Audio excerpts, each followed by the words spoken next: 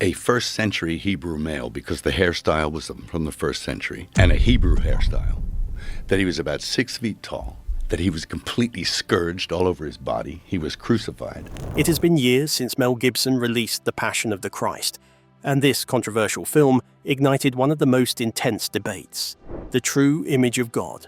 While historians believe Jesus was likely a dark-skinned Jew, countless portrayals still conflict. Is this due to colonial influence, artistic interpretation, or something deeper? Perhaps a divine mystery beyond our understanding. The historical fact and the divine ambiguity. To understand the controversy surrounding Jesus' image, a debate that stretches from ancient scriptures to today's social justice conversations, we need to journey back 2,000 years, peeling away centuries of art and tradition, and meet the man behind it all, Jesus, a Jewish man living in Roman-occupied Judea. Over the years, Jesus has often been portrayed as a tall, fair-skinned man with blonde hair and light eyes, and we have seen paintings that portrayed him in a certain way. But when historians and forensic experts use science and archaeology to reconstruct Jesus' face, the image that comes to life is shockingly different from that classic European look.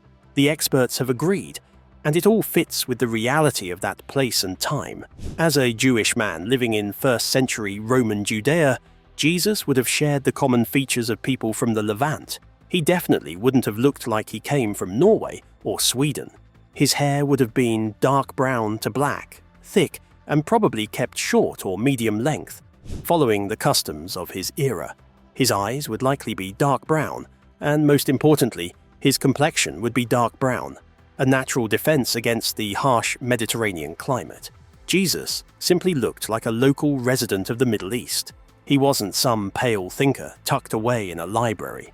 The Gospels describe him as a tekton, a word often translated as carpenter, but really meaning craftsman or builder. That meant a life of hard, hands-on work, surrounded by stone dust and baking under the hot Judean sun. Working outdoors every day would have given him a tanned, rugged and weather-beaten look. Years of lifting wood and stone would have made him strong and sturdy. This was the appearance of a man who worked with his hands, grounded in the earth and not a gentleman of leisure. One of the most striking things about Jesus' appearance is that there's no detailed description at all, and that says a lot. Take the night in the Garden of Gethsemane, for example.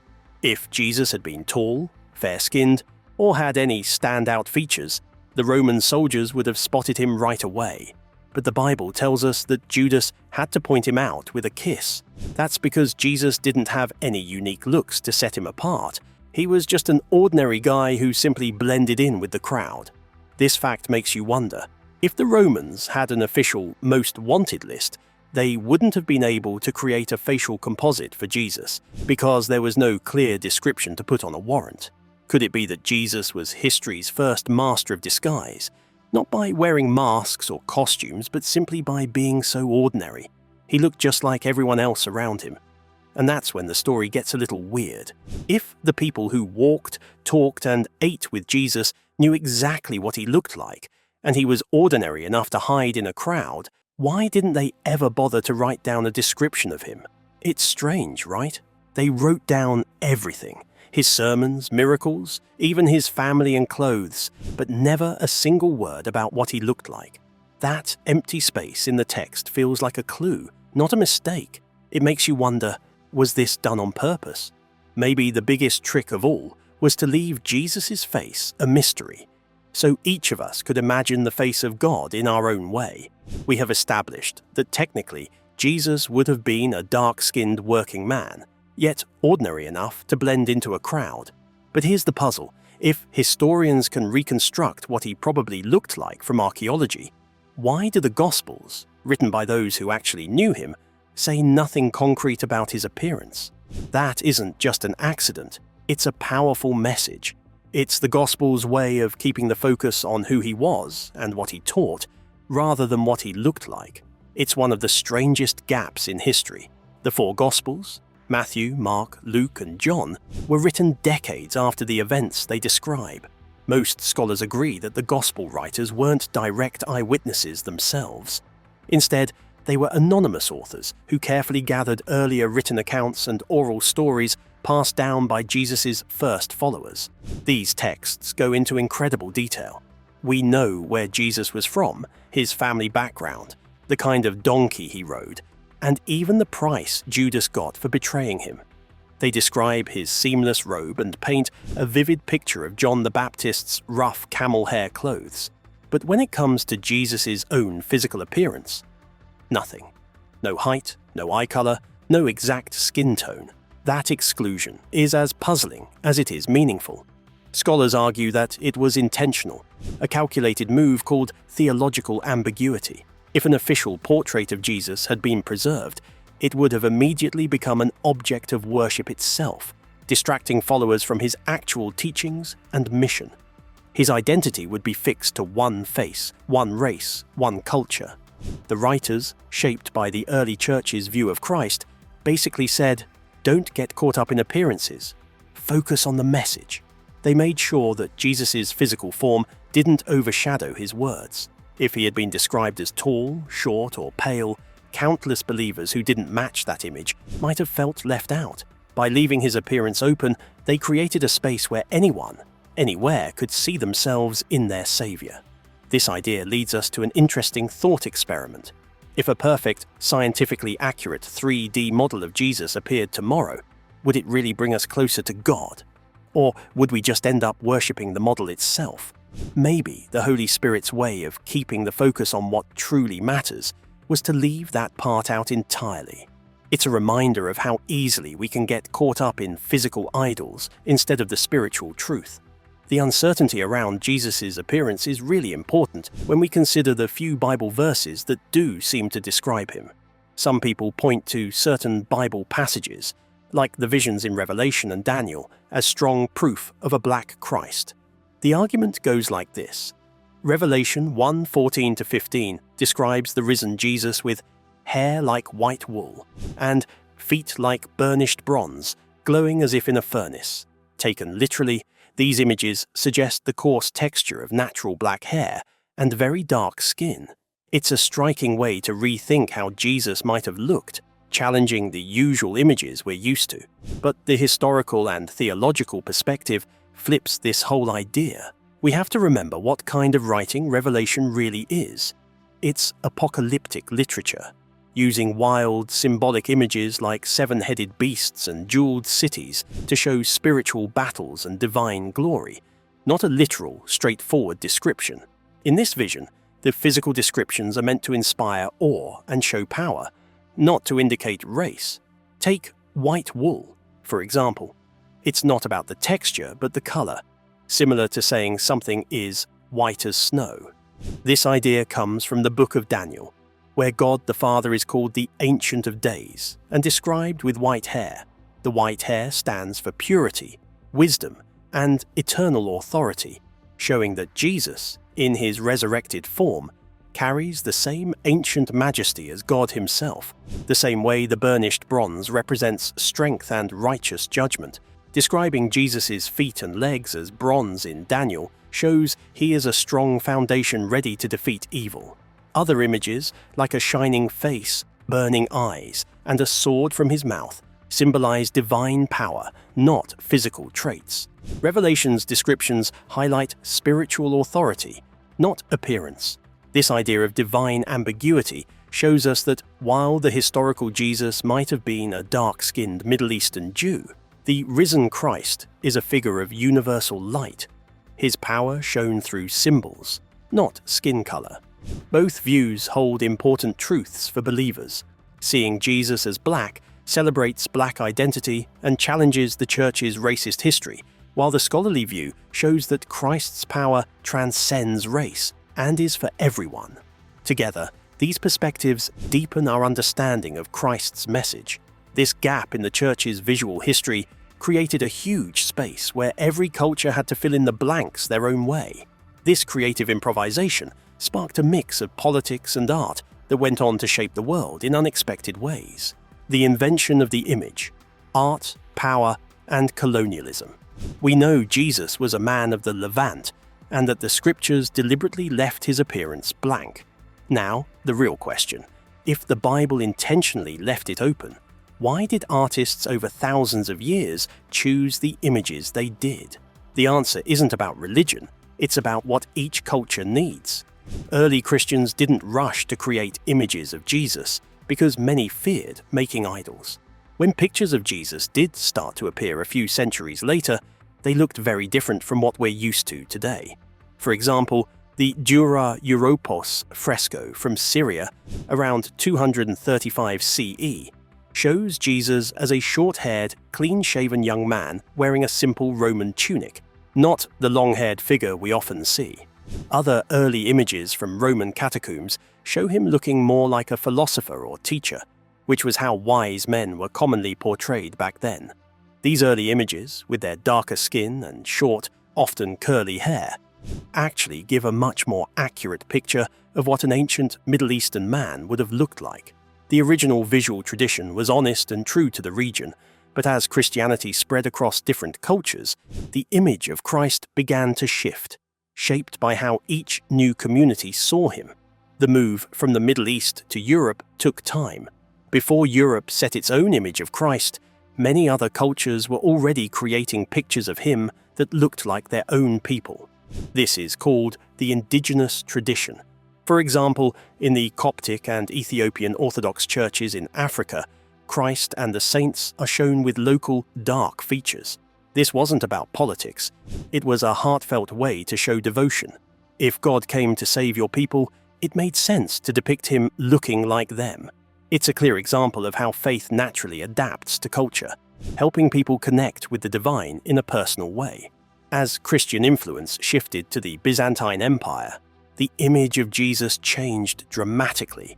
By the 4th to 6th centuries, the simple, short-haired teacher gave way to the bearded, long-haired figure we know today. This wasn't based on the Gospels, but borrowed from the culture's mythology, especially from Greco-Roman gods like Zeus, who represented power and authority. This majestic image became the official icon in Eastern Christianity, symbolizing not just faith, but strength and control. During the Renaissance, artists like Leonardo da Vinci and Michelangelo shaped the Western image of Christ by blending the earlier Byzantine bearded figure with the classical European ideals of beauty. Since they painted people from their own surroundings, the divine took on the appearance of white Europeans, reflecting the culture and aesthetics of that time. This version of Christ became so dominant that it was reinforced in modern global blockbusters, with directors like Mel Gibson casting a white Christ in the 2004 film The Passion of Christ. That question really gets to the heart of how art and power mix. What if the Renaissance masters knew the truth? Imagine if masters like Da Vinci or Titian secretly sketched a darker, more authentic Middle Eastern Jesus, but kept it hidden because they knew their patrons wouldn't accept it, or for fear of scandal. It's a fascinating what if that shows how much the image of Jesus was shaped not just by faith, but by cultural expectations and control. The truth is, art history shows us it wasn't about hiding dark-skinned images or some secret agenda. Artists weren't trying to be historically accurate to begin with. Their goal was to create images that fit the beliefs, tastes, and expectations of their time, not to paint a true-to-life portrait. So it wasn't a conspiracy, but more about what people wanted to see and connect with. The European image of Jesus came from Roman and Byzantine art, shaped by a desire for a figure that felt familiar. Painting him with olive-brown skin didn't match their spiritual needs. It would have seemed strange. This choice wasn't about trickery, but about making Jesus relatable through cultural symbolism. What started as an artistic choice quickly became a political symbol. The image of Jesus wasn't just about faith anymore. It was tied to the identity and authority of the European powers dominating the seas and lands. This visual control helped justify actions that, as you said, were unthinkable. It's a reminder of how imagery can be more than art. It can shape history and influence the course of entire societies. The Renaissance made the European image of Christ famous as art, but later that image became a powerful symbol of global visual dominance used to justify harmful actions. It shows how art can be more than faith. It can be a tool for control. Starting in the 15th century, during the age of exploration and European colonialism, the world's visual story changed dramatically. The image of the long-haired, light-skinned Christ, made famous by European artists, was reproduced widely through prints and engravings. This image was spread across the globe as the one true vision of the divine. This was more than just sharing art. It was a form of visual warfare. As missionaries built churches and schools, they brought this specific image with them. Local depictions of Christ, often dark-skinned and rooted in indigenous traditions like those in Ethiopia and India, were pushed aside or erased. The European image became the official face of the church, replacing local traditions and creating a visual hierarchy worldwide. It's important to clear up a common misunderstanding. Some people point to medieval European statues called Black Madonnas, showing the Virgin Mary and baby Jesus with dark skin, as proof of an early black Christ in Europe. But these statues, found mainly in Catholic and Orthodox countries, usually aren't meant to show race. Their dark color often comes from the type of wood, years of candle smoke, varnish buildup, or local traditions. The main image spread during colonialism, however, was clearly white. During the colonial era, and later through the transatlantic slave trade and segregation, the white image was deliberately used as a tool of power.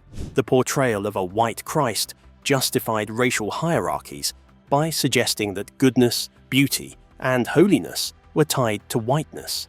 This false image made enslaved and indigenous people seem naturally inferior and disconnected from the sacred.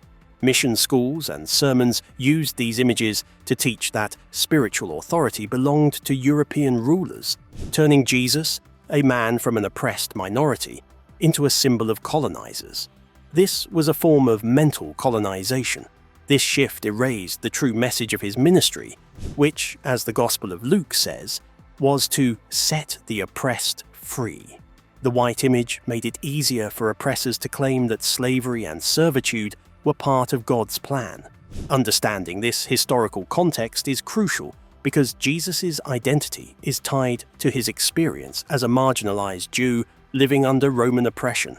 His family fled as refugees, he lived under constant military control, and he died by crucifixion, a brutal execution meant to intimidate. This background reveals the true nature of his ministry and the radical message he carried. His experience makes him the oppressed brother, relatable not to the powerful emperors and merchants, but to the enslaved, the colonized, and the marginalized worldwide. His historical brown skin anchors him to the struggle of minorities everywhere. The power of the white image isn't in its truth, but in its dominance. It forces people of color to see the divine through a face that isn't theirs.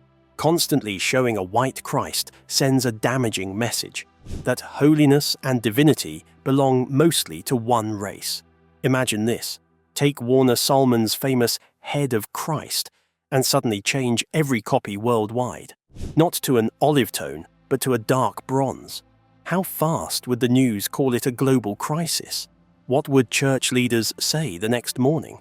This is why films like The Passion of the Christ faced intense backlash from critics who argued that continuing the visual lie is an active political choice that marginalizes communities of color.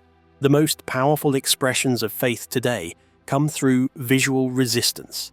By creating images of Christ that look like themselves, Christians in the global South and diaspora communities reclaim their spiritual identity. This act of decolonizing the gaze challenges centuries of imposed images and asserts that divinity is not limited to one race or culture. Artists like Ronald Harrison and Titus Kaphar don't just imagine a black Christ or black Mary. They make bold statements about inclusion and justice. Their work, alongside the Ethiopian Orthodox Church's long tradition of depicting Jesus as black, is a vital struggle for spiritual self-determination, reminding us that the divine belongs to everyone. The final confession. Now, did Mel Gibson, who invested $30 million and years into showing Jesus' last 12 hours, really admit that Jesus is black? That's the big question that kicked off this whole conversation. Well, the simple answer is no. Mel Gibson never actually said that. The quote that went viral was made up to grab attention. Even though he cast Jim Caviezel and tried to give him more Middle Eastern features, a prosthetic nose and brown contact lenses, since he had blue eyes, many still criticized the film for sticking to the traditional Caucasian image of Jesus, based on old Catholic art. This controversy shows just how strong the cultural images really are, how deep-rooted images shape even the most careful efforts at realism and accuracy. Even with authentic language and detail, the old white image of Jesus still held firm. But the question remains, if Gibson made the film today, knowing that Jesus was likely a dark-skinned Jew and aware of the politics behind the white image, would he choose an actor of color? The answer isn't just about getting history right, it's about how society reacts today. Changing the image would likely spark even more backlash from white Christian communities because of how deeply the idea has been used and controlled. The real story isn't about Gibson's confession at all. It's about how much time was spent chasing a claim he never made. In the end, the director stood by his film as a labor of love, created to inspire faith, hope, love, and forgiveness, emphasizing that the spiritual message goes beyond any visual portrayal. The fight over Jesus' skin color is really about who gets to claim him. But the real victory is understanding that what matters most is the great act of love and sacrifice he showed through his death, a message that belongs to everyone, no matter the color of their skin. After thinking about the divine ambiguity, are you really ready to let go of the first picture of Christ you saw as a child? If not, why does that image still feel so important to your faith? Let us know in the comments below.